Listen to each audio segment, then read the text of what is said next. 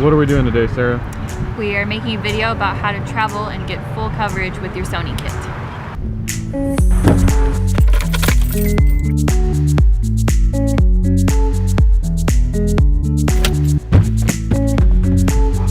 Welcome home.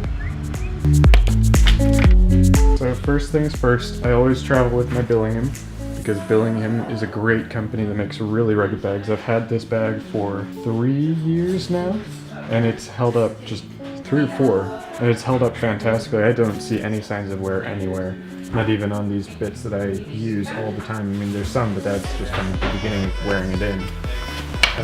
So the camera is on the tripod, so normally there's, you know, the Rode VidMic Pro, the camera. I have the 30mm f1.4 with the Sigma on, the GorillaPod, and it's on my MiPhoto Backpacker Air. So normally the camera would be in here, the tripod would be here, spare lens would be here, the GorillaPod would be tucked in there.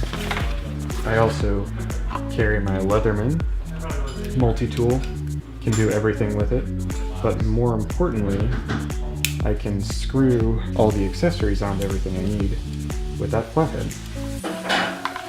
I tend to carry 2 portable batteries. This one's 10,000 milliamp hour from Anker. This is the Amazon Basics 16 point something thousand milliamp hour.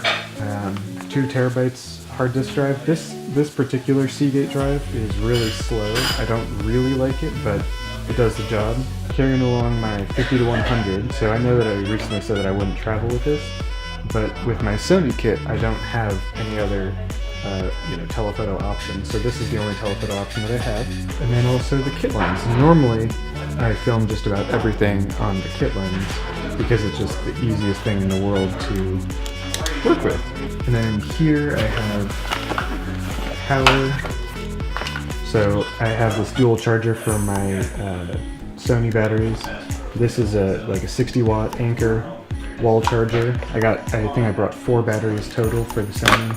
These are all the 30mm accessories, from just the lens cap to the lens hood to my variable ND filter that I got from Zomei. And so I have this one from Zomei, and I got another one from Zomei for my 50-100, but the one for the 50-100 is no good.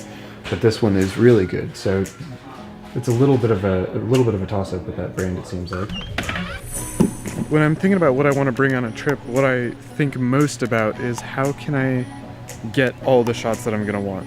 And so I got the 16-50 on here now, and the 50-100 kind of completes that range for me. So that's a 24-150 on a full frame body. But in order to get all the coverage that you want, you're going to need as much of a range as possible, and you're also going to need enough support to be able to take all kinds of photos, all kinds of videos, and get exactly the shot that you want. And it's not just, you know, the focal length and the support, right? You also got to think about how dynamic each of those can be. And so by using the 16mm right now, you're seeing more of the environment around me, and so you're able to kind of understand where I am in this space. But not only do you want to think about coverage and how much focal length, range you can bring along with you, you also want to think about the optical quality of each of those lens options. So in thinking about optical quality, you also want to consider that zooms will never have the same degree of optical quality as primes will. Abby, bring it. Come here.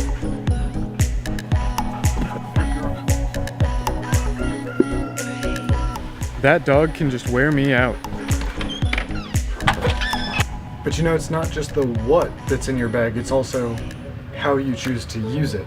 So I tend to try to use my 30mm when I'm on the tripod because I know that I'm going to get a much better image, and that it's going to be able to resolve all of the 4K that I'm shooting. So another thing to think about is, where is the motion happening?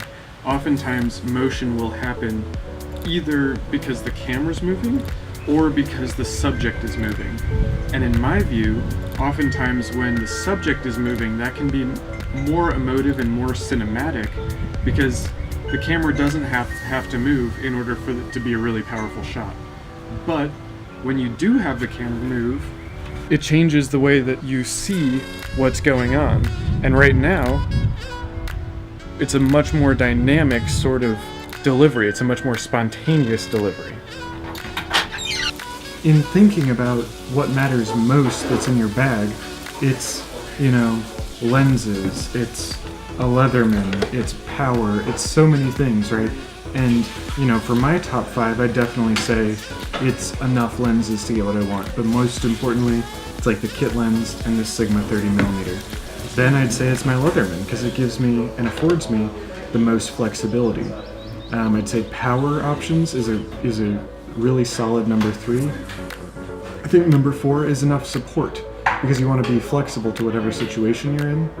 And then I think number 5 is the actual bag. It's got to be able to last, and a Billingham bag will absolutely last. And yeah, you made a lot of really great points, but I think also what's really important is the filmmaker. Yeah, I think you're absolutely right. The filmmaker, yeah, I mean, I think that the filmmaker really matters too. Yeah, I mean, I think that what really counts is the person behind the camera so much more than whatever happens to be in the bag. You know, like, yeah, I think that's a really your artistic vision makes a bigger difference for what's going to come out than whatever it is that's coming out of your bag, you know, into the camera. That just makes such a much bigger difference. So while I'm kind of selling this video as 5 things to be in your bag, I think the most important part is you, and the way that you tell a story and the way that you choose to engage an audience. So while it makes a lot of sense to really think hard about what you're going to be putting into your bag, it also makes a lot of sense to think really intentionally about the type of content you want to make, what you need to do to be able to get the coverage you need. Because what matters isn't so much what's in your bag, what camera you're shooting on. What matters is the stories that you're choosing to tell. Because what people are going to come to love about your content is not that you're shooting on a Red or an Ari or whatever. What they're going to come to love about it is your voice and who you are and how you're choosing to go about telling the stories that you find interesting and meaningful and valuable.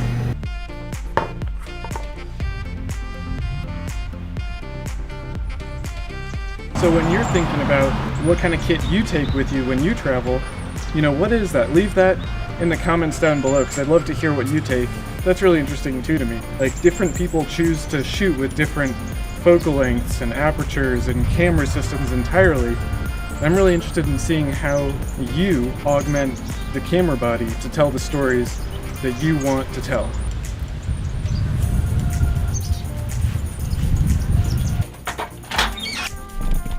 So thank you very much for your time and for your attention today. I hope I provided value to you with the content that I've been bringing to you today. So if I have, please like, comment, subscribe.